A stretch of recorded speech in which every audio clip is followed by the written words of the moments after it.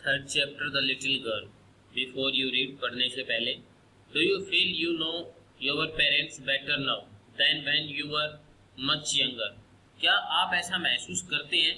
क्या आपको ऐसा लगता है कि जब आप अपने माता पिता को उस समय की अपेक्षा, उस समय कौन सा समय, जब आप बहुत छोटे थे, तो आप अच्छी तरह से समझते हो, मतलब बजाय पहले के आज अपने माँ बाप को आप अच्छी तरह से समझते हैं। Perhaps you now understand the reason for some of their actions that used to upset you earlier.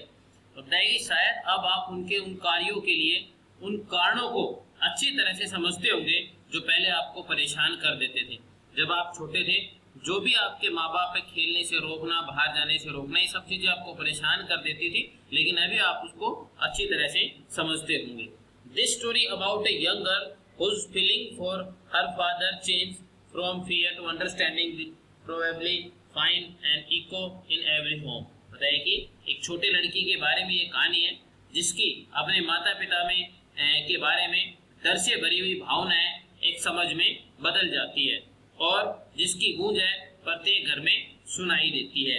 ये जो कहानी है एक छोटे लड़की के बारे में, वो अपने पिता से बहुत डरती थी और वो सोचती थी कि वो कठोर हृदय एवं सख्त आदमी है। मैं सदा उनसे बचती थी और मैं अक्सर उसे डांटा करते थे। उसके पिता उसे हमेशा डांटा करते थे और एक बार उसने उसे बड़े महत्वपूर्ण कागज है फाड़ने के ऊपर उसे पीट दिया था। उसने एक बहुत ही महत्वपूर्ण कागज होते हैं, एक तकिया बनाने के लिए वो उन कागजों का प्रयोग कर लेती है और उसकी वजह से उसकी पिटाई कर दी जाती है। मगर एक रात उसकी माँ अस्पताल में होती है और छोटी लड़की वो अंधेरे में डर जाती थी, मगर उसके पिता ने उसे समझाया, उसे सांत्वना दी और वह अपने पिता के पास सो जाती है। तब उसे महसूस किया कि उसके जो पिता है वो बहुत ही अच्छे हैं, लेकिन वह अपने पिता को बहुत ही खराब और एकदम दुनिया के अंदर पिता जो होते हैं वो सब खराब होते हैं, सब उसकी भावनाएं बन चुकी थी। So let us start the story. To the little girl, he was a figure to be feared and avoided. Figure to be feared means होता है person to be feared, मतलब एक आदमी जिसकी छवि डरावनी, जिससे केवल डर लगता हो। बताया गया है छोटी सी लड़की के लिए एक ऐसी आकृति, एक ऐसा व्यक्ति था जिससे डरा जाए और बचा जाए। अवॉइड मतलब बचा जाए। Every morning before going to work, he came into her room and gave her a casual kiss, to which she responded with goodbye, father। और उसके पिता के बारे में कहा जा रहा है कि हर सुबह काम पर जाने से पहले वह उसके कमरे में आता था और उसे बड़े लापरवाही से चूमता था और उसके उत्तर में वह कहती थी अलविदा पिताजी। And oh, there was a glad sense of relief when she heard the noise of carriage growing fainter and fainter down the long road। और बताया कि और वह बड़ी आह भरती थी, आराम का कितना प्रसन्नता पूर्वक उसे आभास उठता था जब वह उसकी जो गाड़ी है उसका जो शोर है गली में धीरे धीरे कम होता सुनती थी। In the evening when he came home, she stood near the staircase। staircase मतलब होता है जीना, जो जीना होता है सीढ़ियों के पास में खड़ी हो जाती थी। And heard his loud voice in the hall। और जब शाम को जब मैं घर आता था तो मैं सीढ़ियों के पास खड़ी हो जाती थी और हॉल में उसकी ऊंची ऊंची आवाजें मैं सुनती थी, अपने पिता की ऊंची आवाजें सुनती थी। Bring my tea into the drawing room, hasn't the paper come yet। मेरी चाय है ड्राइंग रूम में लेकर आओ, अब क्या अखबार है अभी तक नहीं आया है।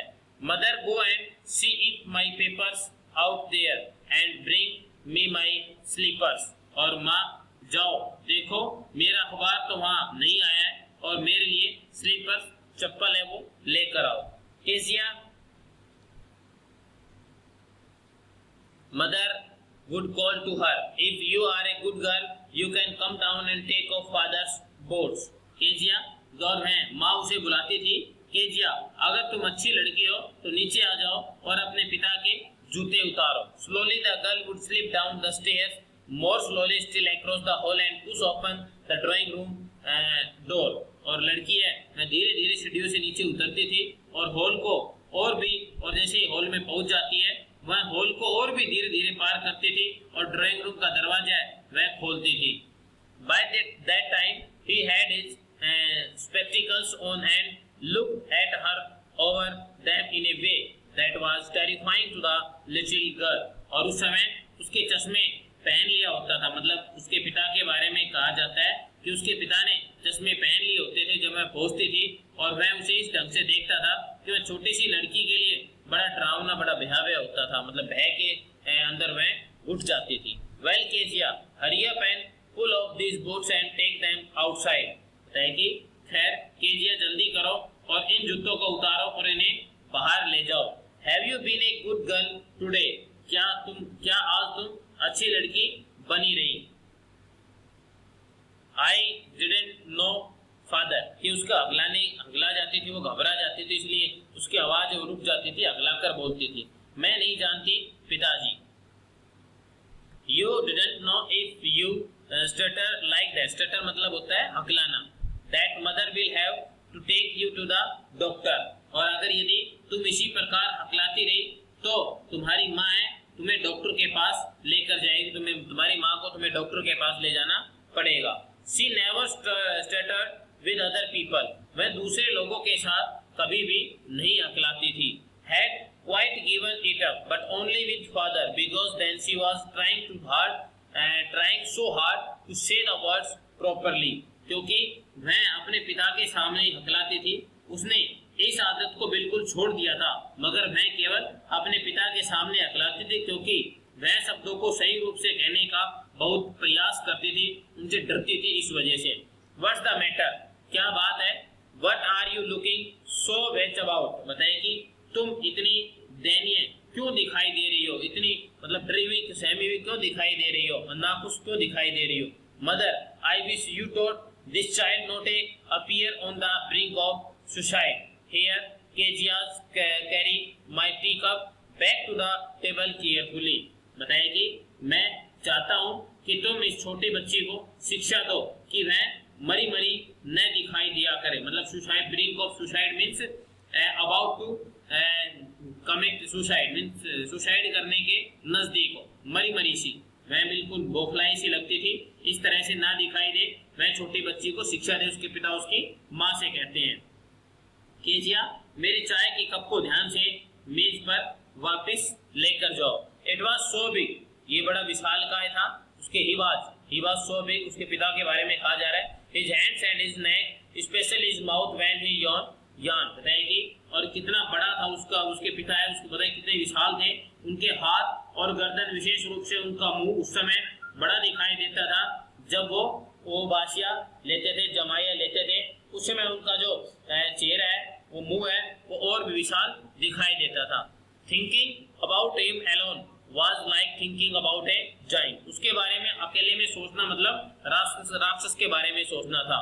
On Sunday afternoon grandmother sent her down to the drawing room to have a nice talk with father and mother, और बताएं कि रविवार दोपहर बाद उसकी दादी उसे नीचे बैठक में भेजती है ताकि वह माता पिता से अच्छी प्रकार से बातचीत करे। But the little girl always found mother reading and father stretched out on the sofa, और बताएं कि किंतु छोटे लड़की को माँ सदा पढ़ती हुई और पिता सोफे पर लेटे हुए मिलता था। His handkerchief on his face, उनका जो रुमाल है उनके मुंह पर होता। His feet on one of the best cushions, और बताएं कुशन मतलब तकिया, उनके पैर है सबसे गद्देदार जो तकिया होता था उनमें से एक गद्दे पर, एक तकिए पर रखा होता था। Sleeping soundly and snoring, वे गहरी नींद में खर्राटे भरते हुए सोते रहते थे, उसके पिता के बारे में कहा जा रहा है। In the picture you can see, she sat on a stool, मैं जाकर स्टूल पर बैठ जाती। And gravely watched him until he woke and stretched and asked the time then looked at her, और तब तक देखती रहती जब तक कि उसका पिता जाग जाता और वह उठकर समय पूछता और फिर केजिया को देखता। Don't stare so केजिया, कहेगी केजिया ऐसे घूर कर मत देखो। You look like a little brown owl, बताएं कि तुम एक छोटे भूरे उल्लू की तरह दिखाई देती हो। One day when she was kept indoors with a cold, her grandmother told her that father's birthday was next week and suggested she could make him a pin cushion for a gift out of a beautiful piece of yellow silk, और एक दिन जब उसे जुकाम के कारण घर के अंदर रहना पड़ा तो उसकी दादी ने उसे बताया कि अगले सप्ताह उसके पिता का जन्मदिन है, और उसने सुझाव दिया कि वह अपने पिता को भेंट करने के लिए पीले एक सिल्क मतलब रेशम के सुंदर टुकड़े से एक पिन क्वेश्चन बना ले। पिन क्वेश्चन मतलब क्या है, वो बना ले। Laboriously with a double cotton. The little girl stitched three sides. और बताया कि और बड़ी मेहनत से एक दोहरा सूती कपड़ा लेकर उस लड़की ने उसे 3 तरफ से सील दिया था. But what to fill with it? मगर अब इसे किस चीज से भरे? That was the question. ये पर्सन था. The mother was out in the garden. Grandmother है वो बाहर बगीचे में थी. And she wandered into mother's bedroom to look for scraps. Scraps मतलब होते हैं कतरने, the small unwanted pieces जिनका प्रयोग नहीं किया जाता है ना, कतरने जो होती है. ठीक है.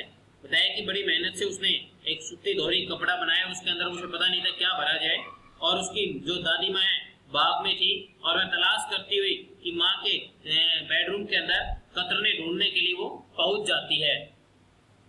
On the bed table she discovered a great many sheets of the fine paper, gathered them up, tore them into tiny pieces and stuffed her case, then sewed up the fourth side. और बताया कि उसने bedroom के पास के जो bedroom है उसमें जो बेड था, उस बेड के पास जो मेज थी, उन मेज के ऊपर कागज के बहुत सारे पन्ने देखे. उन्होंने उसे इकट्ठा किया, छोटे छोटे टुकड़ों में उन्हें काटा फाड़ा और उन्हें क्वेश्चन जो क्वेश्चन बनाया था उसमें भर दिया. देन और उसके बाद उसने then sewed up the fourth side और चौथी तरफ से भी उसे सील दिया. That night there was a hue and cry in the house. उस रात घर में बहुत सा शोरगुल हो रहा था. And father's great speech for the port authority had been lost. और पिताजी द्वारा पोर्ट अथॉरिटी के लिए लिखा गया महान भाषण है वो गुम हो गया था. Room was search. बताया कि कमरे की तलाशी ली गई. सर्वेंट्स क्वेश्चन, नौकरों से प्रश्न पूछे गए. Finally mother came to Kezia's room. और अंत में जो माँ है वह केजिया के कमरे के अंदर आई.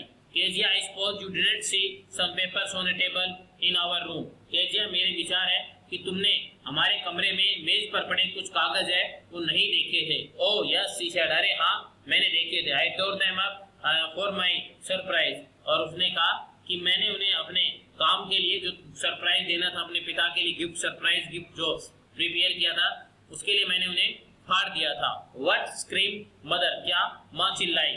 कम straight down to the drawing room this instant. और बताया कि माँ चिल्लाई इसी समय सीधे डाइनिंग रूम मतलब भोजन कक्ष है उसके अंदर जाओ. Then she was dragged down to where the father was pacing to and fro, hands behind his back. और वह अपने पैर घसीटकर वह अपने पिता के पास चली जाती है जहाँ पिताजी अपने हाथ है पीठ के पीछे किए हुए पेसिंग इधर उधर टहल रहे थे. Well he said sharply. हाँ पिताजी ने तेजी से पूछा. Mother explain. माँ ने समझाया. He stopped and stared at the child. वह रुका और उसने बच्चे की तरफ घूर कर देखा. Did you do that. क्या तुमने ये किया. No she whispered. वह धीरे धीरे से कहा नहीं. Mother go up to her room and fetch them down to the damn thing. See that the child put to bed that instant. और बताया कि माँ तुम कमरे में जाओ और वह जो घृणित चीज मतलब डंडा है लेकर आओ. देखो बच्चे की इस समय बिस्तर पर लेकर जाओ.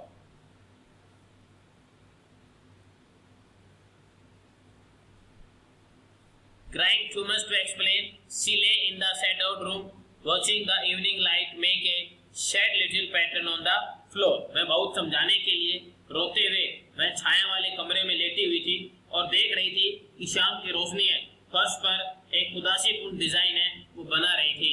Then father came into the room with a ruler in his hand. और तब पिताजी हाथ में डंडा लेकर कमरे में आए. I am going to beat you for this, he said. इस काम के लिए मैं तुम्हें पीटने वाला हूँ उसने कहा. I am oh no she screamed. अरे नहीं वह चिल्लाई. Hiding under the bedclothes. और वह बिस्तर के कपड़ों के नीचे छिपते हुए चिल्लाती है. He put them aside. और उसने उन्हें कपड़ों को खींचकर एक तरफ कर दिया. Sit up, he ordered. खड़े हो जाओ. उसने sit up मतलब बैठ जाओ. उसने आदेश दिया. And hold out your hands. और अपने हाथ आगे करो. You must be taught once and for not to touch What does not belong to you? तुम्हें हमेशा के लिए सिखाया जाना चाहिए कि उन चीजों को हाथ मत लगाओ